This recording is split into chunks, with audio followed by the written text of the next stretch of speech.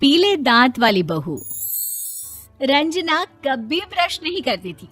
उसे कितनी बार उसके माँ बाप ने डांटा, लेकिन उसका कोई असर उस पर होता ही नहीं था, जिस कारण से उसके दांत पीले पीले हो जाते हैं।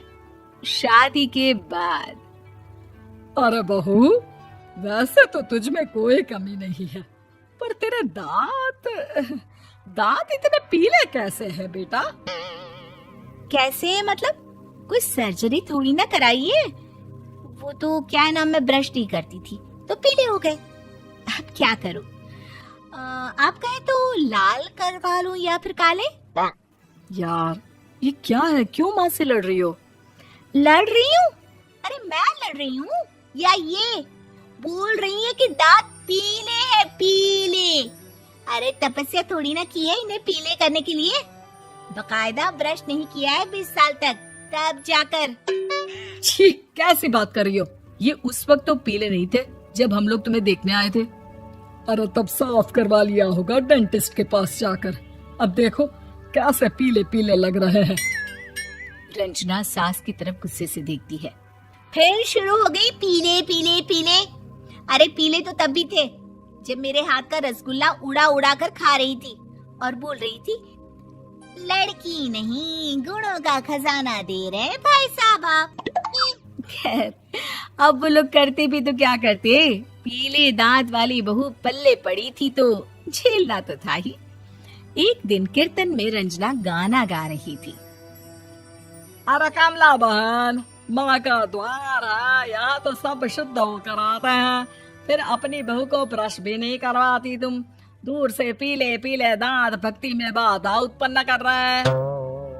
अरे कोई 2 साल के बच्ची थोड़ी ना लेकर आई हूँ मैं बहू बनाकर। अच्छी खासी लड़की है, अरे कैसे करवाऊं ब्रश? ये तो उसे खुद करना चाहिए ना। अब माँ बाप तो इसके जैसे तैसे निपटा दिए, ये नहीं सोचा कि सास कैसे संभालेगी। सास बहू को लेकर घर आ जाती है, लेकिन सोच लेती है कि अब इसे लेकर कहीं नहीं जाएगी। अगले रोज बहू कहती है, अरे क्या हो गया, मंदिर नहीं जाना क्या? कीर्तन का वक्त हो रहा है। मेरी मधुर वाणी से कान्हा जी जागते हैं और सोते हैं। आप तो जानती है ना उनकी भक्ति में कितना मन लगता है मेरा। वो क्या है ना, तबीयत ठीक नहीं लग रही है मेरी, आराम करूंगी मैं। तबीयत ठीक नहीं लग रही? अभी तो मिथुन के गाने पर नाच रही थी आप, और अब बोल रही है कि तबीयत ठीक नहीं लग रही। अरे भक्ति में मन लगा लो सासू माँ, ऊपर जाना है, क्या मुंह दिखाओगी आप? हाँ? सास को बहू की बात पर गुस्सा आ जाता है। मैं क्या मुंह दिखाऊंगी, इसकी चिंता तो ना कर, समझी? अपने मुंह की चिंता कर, जो ये पीले पीले दांत लेकर हर जगह पहुंच जाती है। पता है लोग कितना मजाक बनाते हैं। ना जी ना, मैं नहीं जाना कहीं तेरे साथ।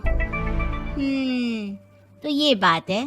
कोई ना, मत जाओ, मैं अपने कमरे में ही बैठकर भक्ति कर लूंगी। ऊपर वाला दांत थोड़ी ना देखता है, मन देखता है, भावना देखता है। और अरे बस बस, तू सब कुछ दिखा, बस ये सफेद चमकदार दांत ना दिखाना किसी को, है? जा यहाँ से। बहू को सास की बात का कोई फर्क नहीं पड़ता, वो तो जैसी थी वैसी ही रह जाती है। सुबह नहाकर किचन में खाना बनाना, फिर खाना खाना, कीर्तन भजन करना और सो जाना। एक दिन, माँ जी मैं सहेली के घर जा रही हूँ, शाम को लेट आऊंगी। हाँ हाँ तो जाना, मैंने कौन सा तेरी आरती करनी है घर पर बैठकर। रंजना सहेली के घर जाती है, जहाँ वो पार्टी में जाने की तैयारी कर रही होती है। अरे शिखा, कहाँ जाने की तैयारी कर रही है? मैं गलत वक्त पर आ गई क्या? अरे नहीं यार, उल्टा सही वक्त पर आई है। मैंने ये साड़ी और ज्वेलरी निकाली है यार, शाम को इनके ऑफिस की एक पार्टी में जाना है। बताना कैसा लग रहा है ये सब? नहीं यार, इस ड्रेस के साथ तो वो वाली ज्वेलरी अच्छी लगेगी। हाँ हाँ सही बोल रही है, मैंने ध्यान ही नहीं दिया। वैसे तो हमेशा से मस्त फैशन सेंस रखती है। तो बड़ा जाती होगी ना पति के साथ पार्टी में। रंजना कुछ नहीं बोलती, बस सोचती है कि यार काश ये बात सही हो जाती। पर मैं क्यों नहीं जाती पार्टी में? क्या इन लोगों की कोई पार्टी होती नहीं होगी? रंजना घर आती है और रात में पति से सवाल करती है, एक बात बताइए, आप मुझे किसी पार्टी में क्यों नहीं ले जाते? क्या आपकी यहाँ ऑफिस में पार्टी नहीं होती? पति बेचारा क्या कहता कि दांत पीले हैं तुम्हारे इसलिए। अरे कोई पार्टी होती नहीं हम लोगों के ऑफिस में, तो कहाँ से लेकर जाऊं? और मार्केट, मॉल, कहीं वीकेंड घूमना, कहीं तो। अरे यार, सारे हफ्ते में एक छुट्टी मिलती है, तो सोचता हूँ कि आराम ही कर लूं। क्यों? रंजना मन मार के रह जाती है। पहले कभी सास के साथ मंदिर जाया करती थी, लेकिन वो भी सास ने ले जाना बंद कर दिया। घर बैठी बैठी रंजना बोर हो जाती है। तभी उसे आइडिया आता है और वो मायके जाने का सोचती है। सासू माँ, 2 दिनों के लिए मम्मी के घर जा रही हूँ। अच्छा अच्छा, ठीक है, आराम से जा। और हाँ, माँ से कुछ अच्छी आदत सीख कर आना कि कैसे शरीर के हर भाग की तरह दांतों की सफाई भी जरूरी होती है, समझी? शुरू हो गई ना आप। वो लोग आपकी तरह नहीं है कि छोटी छोटी बात का बतंगड़ बना दे। उन लोगों के लिए मैं मायने रखती हूँ, ना कि मेरे पीले पीले दांत। रंजना माँ को बिना बताए उन लोगों को सरप्राइज देती है, लेकिन जैसे ही वो दरवाजे पर पहुंचती है, अंदर देखती है कि घर वाले कहीं जा रहे होते हैं।